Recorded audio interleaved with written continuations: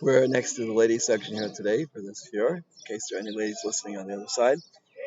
The I was once asked, what are the three most important words in marriage?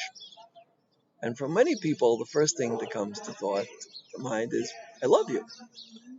It's well known that these three words are very, very powerful, very, very important. But I learned from my Rebbe, Rav Shlomo Zalman Auerbach, that in fact there are three words that are even more important. And those three words are, I am wrong. The Those three words are perhaps the most powerful words that a person has been given in this world because we make many, many mistakes every single day. A big chacham, Talmud Chacham and Chacham, told me once, he said, you're allowed to make 5 small mistakes and 3 big mistakes every day. And if you make more, you can ask for an extension as long as you learn from them. That's the condition. You shouldn't just keep making the same mistakes over and over again. You're allowed to make mistakes, and in fact, we only grow from mistakes. Sheva tipol tzadik bakum. The pasuk initially says that the tzadik falls down 7 times, and then he gets up. You need to fall down 7 times. We once mentioned it has to do with the way the world was created, with the Shiras HaKelim, with um, Kabbalistic ideas there. But a person has to fall down 7 times, and then he gets up. And only then we learn. So the words "I am wrong" are very, very powerful words. Um, in a previous year, I was sitting in a certain chair, and at the end of the chair, you might have heard somebody screaming at me. Um, his initials are YL. I don't want to say his name. It might cause him some degree of embarrassment, but he did a great thing this morning. He came up to me and said, I apologized. I am wrong. I was wrong. And it took great inner strength to say that. Right? Now, perhaps I was wrong. I just sat down there. I was only sitting down for 7 minutes to record the class yesterday, but the ability to come up to somebody and say, I am wrong, and especially if it's your spouse, because the biggest problem that we have in life, in my opinion, is based on a pasuk in Mishlei. The pasuk in Mishlei says, "Kol derech ish yashveinu." Everybody thinks they're right.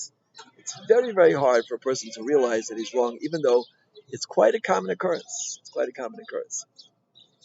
And even if we're not completely wrong, we might be partially wrong. Chaim Shmulevitz says the last machlokus where one side was completely right and one side was completely wrong was by Korach. Chaim Shmulevitz writes, Korach Vadaso. And that's why the Torah says there will never be another dispute like Korach and his followers, where one side was completely right, Moshe Rabbeinu, and one side was completely wrong, Korach Vadaso. And even so, Moshe Rabbeinu made great efforts to come to peace with them. Rosh Sternbach says this is the reason why Korach was wrong, because he might, even given that he might have been right, which he wasn't, right? He might have had some philosophical backing to his claims, whatever, but he didn't. But even if he was right, the fact that he kept the machlokus going, that's wrong. Even theoretically, if a person is 100% right, but he keeps a dispute going, he's wrong. That is why Korach is the quintessential dispute, which is not for the sake of heaven. He was given that title, even though the Arizal says Korach, if you take the last letter of Korach's name, if you take the last letter of the pasuk, Tzadok Tamar Yifrach. Tzadok is Kuf, Tamar is Reish, and Yifrach is Ches. It spells Korach. Korach will be the Kohen Gadol in the third base of English. But even so, right now, he is in a place where we won't discuss because he was wrong. In any event, the more we can custom ourselves to saying that we were wrong, and a related topic is, the Gemara says at the beginning of Brachas, the person will say, Any day, I don't know. Because there are many things that we don't know, and there are many things we do wrong, and the truly successful person in life is the one who admits that he doesn't know and that he was wrong, and that we're constantly making mistakes, and there's a lot that we don't know. Ezu chacham halomin mikol adam. The wise person learns from everybody. And if somebody offers you advice, my wife says in Brazil, it's a Brazilian expression, people like to offer advice because it's free. Yeah? If someone offers you advice, you might not agree with it, but listen to what he has to say. There might be a small particle of wisdom in what he's saying. even if the person might be intellectually lacking. Therefore, let's try to take this to heart during these critical days where so many things are happening in the world. We're hopefully so close to the Gula. I mean, we are close to the Gula.